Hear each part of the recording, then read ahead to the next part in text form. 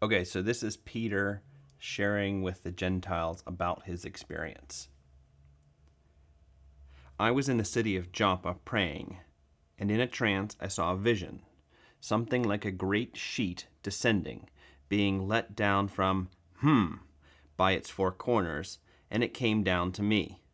Looking at it closely, I observed animals and beasts of prey and reptiles and birds of the I heard a voice saying to me, "Rise, Peter, kill and eat."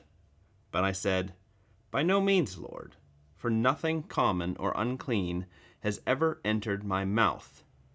But the voice answered a second time from, "What God has made clean, do not call common." This happened 3 times, and all was drawn up again into So how are we going to translate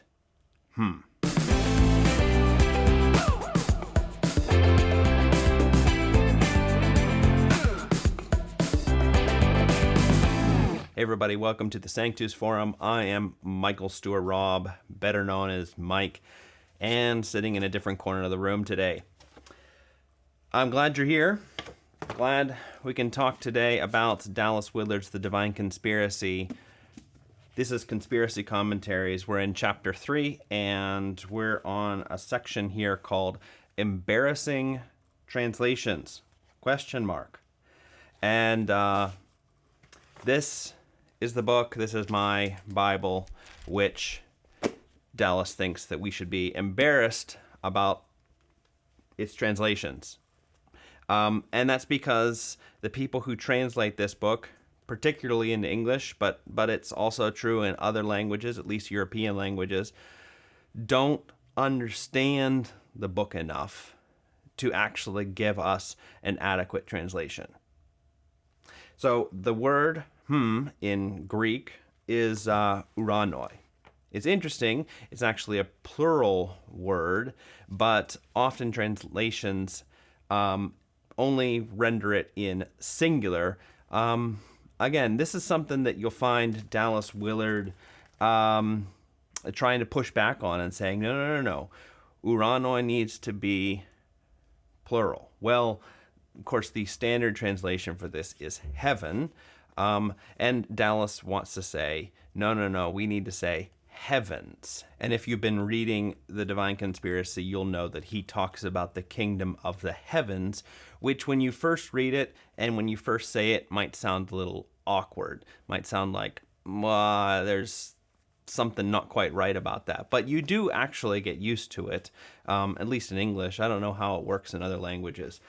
But you get used to it in English. And one of the reasons why Dallas wants to do this is because he has discovered, I think he sort of discovered this in the late 80s, but he discovered that the word heaven, got the wrong book here, the word heaven for the Hebrews who would have given us the cosmology for scriptures was actually thought of as sort of divided into parts. So they naturally thought of there being heavens, and he's got these Latin names for them.